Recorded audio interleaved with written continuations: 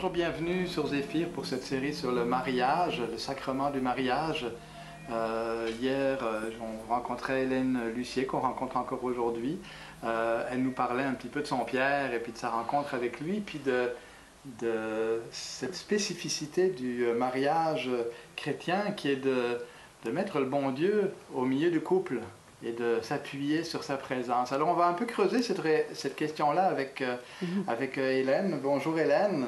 Bonjour. Beaucoup d'expériences que tu as eu à vivre avec les couples. Oui. Hélène, j'ai envie de te demander, pour toi là, quel est le meuble le plus important dans une maison? Pour moi, c'est la table.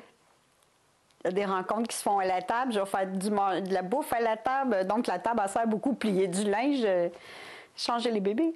Changer les bébés, puis manger aussi. Manger, certainement. Fêter. Fêter, inviter la belle-mère de Oui. temps en temps. Oui. La table, c'est intéressant parce que, à travers cette image de la table, on peut se parler un petit peu des piliers du mariage, non? Oui, oui. Oui, puis il y en a 4.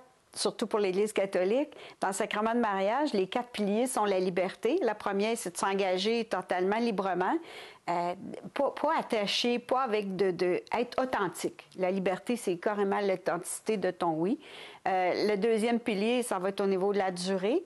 Dans l'Église, on appelle ça l'indissolubilité. Ça veut dire que rien ne va s'effacer devant Dieu, parce que les deux, on est vrai lors de notre mariage. Il y a la fidélité aussi. Dans la fidélité, il y a plusieurs formes de fidélité à la parole donnée, à l'engagement, à soi, à l'autre, etc. Puis la dernière, qui est non la moindre, mais pour moi très importante, la fécondité. On va les reprendre un peu les 4. Oui. On va reprendre sans être trop long, mais juste pour que ça rentre un petit peu dans notre mémoire. Donc le premier, tu dis, c'est la liberté. Qu'est-ce que ça veut dire un mariage libre? S'engager, être libre de toute attache, c'est vraiment ça, être libre de toute attache, puis pouvoir renoncer, c'est un renoncement aussi, c'est fou, hein? Tu es libre, mais en même temps, tu t'engages, je renonce à la liberté. Je m'engage librement, puis je renonce à faire ce que je veux dans le sacrement de mariage. J'avais un ami qui disait, à travers une, je les marie toutes. Oui, ouais, ça a de l'allure. C'est une bonne Mais formule. oui.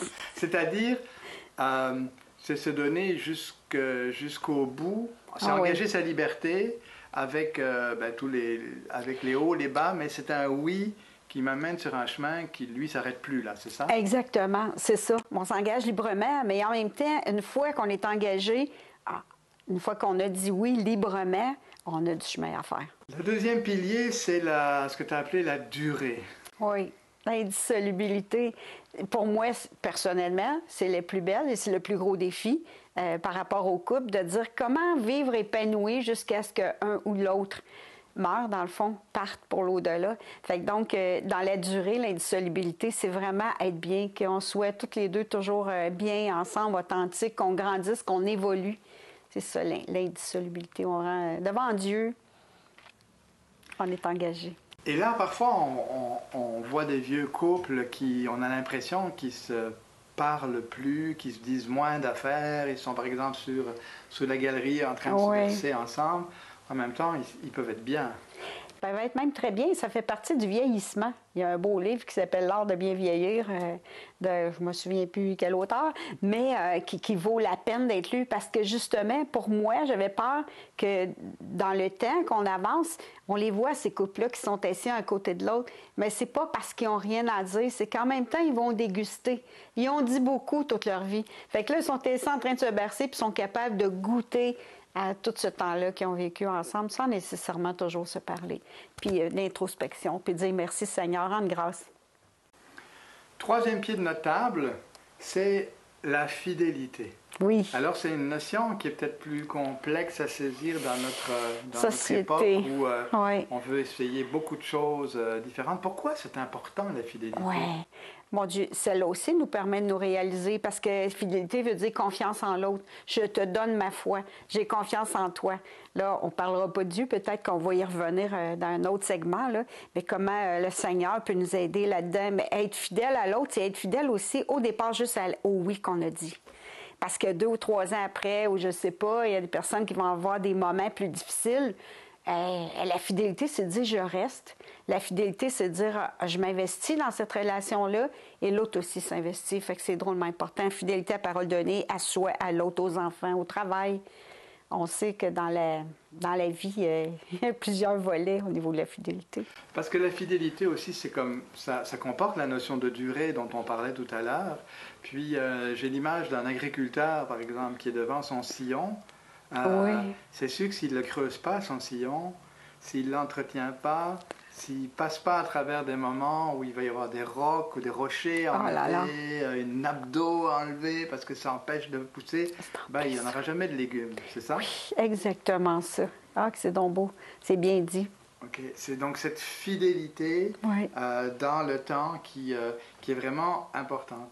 Oui. Et après, il y a un mot avec lequel, à 1,4, 1,5 bébés par personne ou par couple au Canada, on a un peu de mal, qui est celui de la fécondité. Est-ce que la fécondité, c'est juste les bébés? Oh non, pas du tout. Puis en même temps, je dirais, parce que ça me fait rire quand tu dis ça, parce que oui, c'est vrai qu'au niveau des statistiques, on dit 1,4 par famille. Mais alors que dans la réalité, quand on voit les familles recomposées, les seigneurs, ils en ont 2 chacun de leur côté. Des fois, ils en ont 2 ensemble, mais arriver d'avoir des couples 8 enfants, bon, parce qu'il y en avait 3 puis 2, fait que la réalité est différente. Par contre, ça serait de réduire la fécondité à juste donner la vie biologiquement. Il y a ça, c'est certain qu'on est appelé à donner la vie, puis on sait, on a hâte d'avoir un petit bébé qui nous ressemble ou de le voir pousser. Mais donner la vie, là, une fois que j'ai donné la vie, je donne ma vie. Nous donnons notre vie, puis je pense que toi aussi, tu en sais quelque chose avec les enfants. Fait que donc, on s'oublie dans la joie, mais en même temps, on s'oublie pour les voir grandir, pour les voir se réaliser eux aussi. Mais il y a d'autres formes de fécondité intellectuelle qu'on continue, chacun là, dans le couple, qu'on continue à voir évoluer au niveau de tout ce qu'on peut apprendre encore là-dessus, c'est intellectuel. Spirituel, par rapport à notre foi, continuer à grandir dans la vie chrétienne qui va nous aider à aller plus loin dans notre couple. Il y a biologique, puis il y a intellectuel, spirituel. C'est pas simplement une affaire d'enfant, même si ça fait partie du beau voyage qu'on prend. Mais même parce que sinon, au fond, la fécondité, au bout de 15-20 ans, elle s'arrêterait. Oui, qu'est-ce qu'on ferait? Puis il y a les fécondités sociales que j'ai oubliées. Tu sais, s'engager socialement comme couple, ou moi, je peux m'engager dans une ligne, puis Pierre va se sentir appelé dans l'autre, mais en sachant que toutes les deux, on est portés, je suis convaincue que ta femme te porte aussi dans ce que tu fais comme engagement. Alors, on se rappelle les 4 mots-clés à retenir aujourd'hui. Hélène, redis-les-nous. Liberté, fidélité, durée, fécondité. On se retrouve pour notre prochaine séquence où là, on va parler de la mission, comment être témoin dans le couple.